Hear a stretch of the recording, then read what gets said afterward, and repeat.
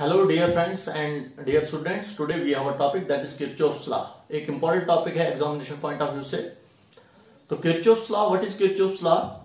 It is used to simplify a complex circuit. अगर आपके पास एक कॉम्प्लेक्स सर्किट होता है जिसमें हमारे पास दो या दो से ज्यादा सेल्स होंगे, रेजिस्टर्स होंगे, दो या दो से ज्यादा रेजिस्टर्स होंगे, तो वहां पर अगर आपने करंट को या रेजिस्टेंस को या वोल्टेज को कैलकुलेट करना होगा तो आप इस किरचॉफ्स लॉ को यूज करते हो आप। तो किरचॉफ्स लॉ एक ऐसा हम कहेंगे एक हमारे पास जो एक ऐसा लॉ है जिस लॉ के जरिए से हम एक कॉम्प्लेक्स सर्किट को, जिसमें मैंने अभी कहा आपको, जिस कॉम्प्लेक्स सर्किट को हम क्या कर सकते हैं, एक सिंप्लीफाई कर सकते हैं और सिंप्लीफाई करके आप इन फिजिकल क्वांटिटीज को कैलकुलेट कर सकते हो, आप करंट को, वोल्टेज को आप कैलकुलेट कर सकते हो आप। तो Kirchhoff's, he was a scientist, he give this law in 1845 में उसने ये लॉ दिया था। ही गिव टू लॉज, उसने दो लॉज दिए थे। पहला लॉ जो हमारे पास किरचॉफ्स का क्या है, किरचॉफ्स लॉ जिसको कहा जाता है, किरचॉफ्स फर्स्ट लॉ जिसको कहा जाता है, this is Kirchhoff's first law, या इसको हम जंक्शन रूल भी कहते हैं इसको। और इसी का तीसरा नाम जो है किरचॉफ्स करंट लॉ भी इसका तीसरा नाम है, जिसको हम केसीएल शॉर्ट में बोलते हैं। तो किरचॉफ्स फर्स्ट लॉ हमें क्या कहता है, ये कह रहा है हमारे पास कि हमारे पास अगर आपके पास जो है तीन या तीन से ज्यादा कंडक्टर्स होंगे, उनमें करंट फ्लो कर रही है, तो the algebraic sum of all the currents meeting at a one junction is equal to 0। तो ये हमारे पास किरचॉफ्स फर्स्ट लॉ की स्टेटमेंट है। It state that the algebraic sum of the currents meeting at a junction in a close circuit is 0। अगर आपके पास एक close circuit है, जैसे हमारे पास देखिए चार कंडक्टर्स हैं, यहां पर 1 2 3 चार कंडक्टर्स हैं, तो चार कंडक्टर्स हमारे पास एक पॉइंट पर मिल रहे हैं। ये पॉइंट आपके पास O है, जिसको क्या कहा जाता है, जंक्शन कहा जाता है। तो हमारे पास जंक्शंस हमारे पास यहां पर है, तो तीन से ज्यादा कंडक्टर्स एक पॉइंट पर मिलने चाहिए। अगर हम कहेंगे दो, तो दो में हमारे पास अगर हमारे पास दो कंडक्टर्स एक पॉइंट पर मिलते हैं तो उसको नोड्स भी कहा जाता है, उसको नोड कहा जाता है। इसका मतलब तीन से ज्यादा कंडक्टर्स अगर हमारे पास एक पॉइंट पर मिल रहे हैं तो उसको क्या कहा जाता है, that is known as junctions कहा जाता है। तो पहली स्टेटमेंट ये कह रही है कि अगर हमारे पास ये हमारे पास चार कंडक्टर्स हैं, यहां पर चार कंडक्टर्स में हमारे पास करंट डिफरेंट फ्लो कर रही है। इस कंडक्टर में I1, इसमें I2, इसमें I3 और इसमें I4।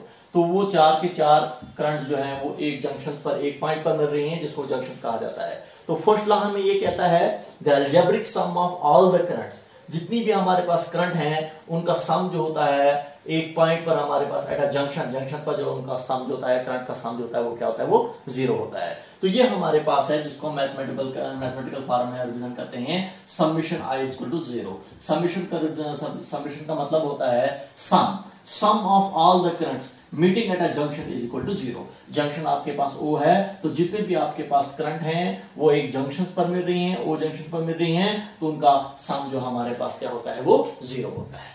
क्लियर आपको? तो ये हमारे पास किरचॉफ्स फर्स्ट लॉ है, जिसको हम केसीएल भी बोलते हैं, किरचॉफ्स करंट लॉ भी हम इसको बोलते हैं। तो देखिए इसमें अब हमारे पास साइन ऑफ कन्वेंशंस, जब भी हम इसको सिंप्लीफाई करेंगे हम, तो साइन ऑफ कन्वेंशंस का ख्याल रखना है किरचॉफ्स फर्स्ट लॉ में। तो साइन ऑफ कन्वेंशंस क्या है, किस करंट को आप पॉजिटिव मानोगे, आप किस करंट को आप नेगेटिव लोगे आप। तो देखिए करंट I1, ये जो हमारे पास करंट I1 है, या हमारे पास करंट I2 है, तो इसको आपने लेना है पॉजिटिव में। और इसके बाद करंट I3 है, करंट I4 है, इसको आपने क्या लेना है, नेगेटिव में लेना है। क्यों लेना है, ये हमने साइन ऑफ कन्वेंशन रिप्रेजेंट किया है द करंट, जो हमारे पास करंट होंगी which are towards the junctions. देखिए I1 एरो देखिए आप नीचे की तरफ है, जंक्शंस की तरफ है, I2 की डायरेक्शन भी नीचे की तरफ है, जंक्शंस की तरफ है। तो जो करंट, जिन करंट्स की डायरेक्शंस टुवर्ड्स द जंक्शन होगी, तो उन करंट्स को क्या लेना है, आपने पॉजिटिव में लेना है। देखिए I1 और I2 किस में लेना है, हमने पॉजिटिव में लेना है। And the current which are leaving the junctions, जो करंट हमारे पास जंक्शंस को लीव कर रही हैं, वो आपके पास जंक्शन है I3, देखिए एरो बाहर की तरफ निकल रहा है, I4 करंट का भी हमारे पास जो है एरो बाहर की तरफ निकल रहा है। तो I3 और I4 करंट जो है ये दोनों करंट जो है वो बाहर की तरफ निकल रही हैं। तो हमारे पास इनका साइन ऑफ कन्वेंशन जो हमारे पास करंट का क्या होगा, वो आपके पास जो होगा वो नेगेटिव होगा। तो सिंपल में आपने ये याद रखना है, the currents which are towards the junctions, जो करंट हमारे पास जंक्शंस की तरफ होंगी, they will be taken as positive, and the currents which are moving away from the junctions, जो हमारे पास जंक्शन से बाहर की तरफ निकल रही हैं करंट जो निकलेंगी, तो उनको आपने क्या लेना है, these currents will be taken as negative, उनको आपने नेगेटिव में लेना है। तो इसका मतलब I1 I2 positive, I3 I4 आपके पास I3 और I4 आपके पास क्या है, नेगेटिव है। तो इसी को अगर हम देखेंगे, आप जो हमारे पास जो स्टेटमेंट है, the algebraic sum of all the currents meeting at a one junction, junction आपके पास O है, ये जंक्शन है आपके पास, तो इन तमाम करंट्स का जो सम जो है वो क्या होता है, वो 0 होता है। इसका मतलब इसको अगर मैं जो हमारे पास जो स्टेटमेंट है, इसी को अगर मैं मैथमेटिकल फॉर्म में लिखूंगा, मैं जो यहां पर रिप्रेजेंट की है मैंने 4 करंट्स, तो I1 प्लस, क्योंकि तमाम करंट्स का सम जो होता है वो 0 होता है, I1 plus I2 plus minus I3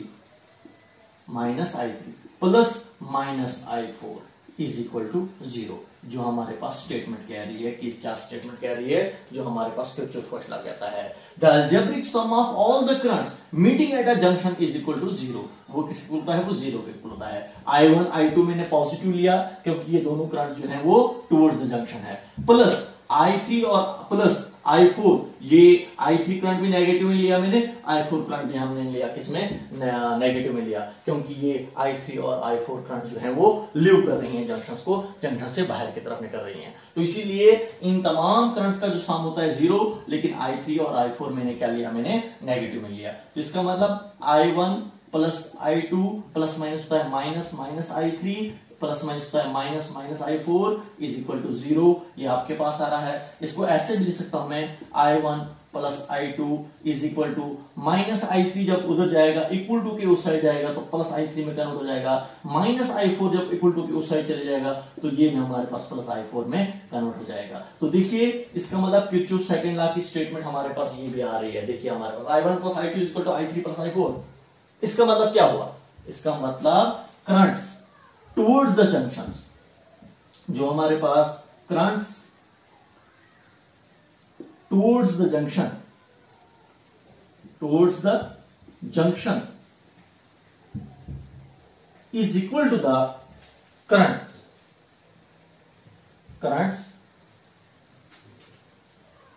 some of currents भी आप कह सकते हो, sum of currents towards the junction is equal to the sum of currents away from the junctions। इसका मतलब यहां पर मैं आपको ये कह सकता हूं, मैं देखिए I1 और I2 हमारे पास, ये हमारे पास करंट है I1 और I2, ये दोनों करंट जो हमारे पास जो है इनका सम जो है वो इक्वल है, किसके, I3 और I4 के इक्वल है। इसका मतलब I1 और I2 हमारे पास क्या है, these are the sum of currents which are towards the junctions, और हमारे पास जो है I3 और I4 हमारे पास क्या है, these are the sum of currents which are away from the junctions, जो हमारे पास जंक्शन से बाहर की तरफ निकल रही हैं। तो इसका मतलब हम यहाँ पर हमारे पास दूसरी स्टेटमेंट भी इसकी आ रही है, दूसरी स्टेटमेंट हमारे पास ये आ रही है किरचॉफ फर्स्ट लॉ की, जो हमारे पास ये कह रहा है कि sum of currents which are towards the junction is equal to the sum of currents which are away from the junctions। Clear. अब हमारे पास जो किरचॉफ फर्स्ट लॉ जो हमारे पास जो है किस प्रिंसिपल पर, किस बेसिक प्रिंसिपल पर बेस्ड है, तो देखिए हमारे पास किरचॉफ फर्स्ट लॉ जो हमारे पास जो है किस बेसिक प्रिंसिपल पर बेस्ड है, it is based on conservation of charge. Important point है ये भी, देखिए ये एक इंपॉर्टेंट पॉइंट है जो हमारे पास कभी बार बोर्ड एग्जाम्स में पूछा जाता है। Kirchhoff first law is based on what principle, तो ये देखिए हमारे पास it is based on conservation of charge. ये हमारे पास किस प्रिंसिपल पर बेस्ड है, हमारे पास किरचॉफ फर्स्ट लॉ है, किस प्रिंसिपल पर बेस्ड है, तो किरचॉफ फर्स्ट लॉ जो हमारे पास जो है वो बेस्ड है कंजर्वेशन ऑफ चार्ज पर। देखिए आपने कंजर्वेशन ऑफ चार्ज पढ़ाई है, charge neither be created, charge neither be destroyed but transfer from one form into another form. तो हमारे पास ना कहीं हमारे पास किसी एक पॉइंट पर ना चार्ज क्रिएट होता है, बनता है, ना डिस्ट्रॉय होता है, सिर्फ एक फॉर्म से दूसरी फॉर्म में चले जाता है। तो इसका मतलब हम यहाँ पर हम कहेंगे ये जो हमारे पास किरचॉफ फर्स्ट लॉ जो है ये कंजर्वेशन ऑफ चार्ज पर बेस्ड है। इसका मतलब ये हुआ कि अगर हम एक जंक्शन ले रहे हैं, यहाँ पर ये हमारे पास ओ जंक्शन है, तो यहाँ पर जितना चार्ज होगा, यहाँ पर ना कोई चार्ज हमारा डिस्ट्रॉय होगा, ना हमारा चार्ज क्रिएट होगा, जितना चार्ज यहाँ पर होगा उतना ही होगा।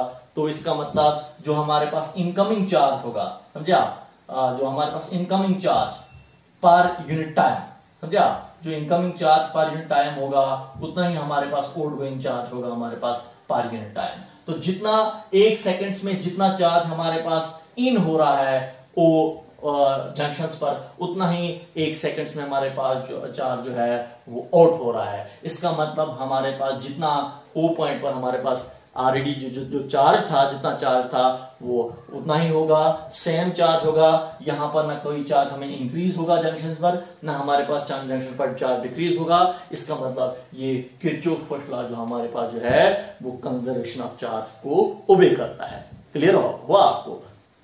तो ये था आपके पास, that was your Kirchhoff first law.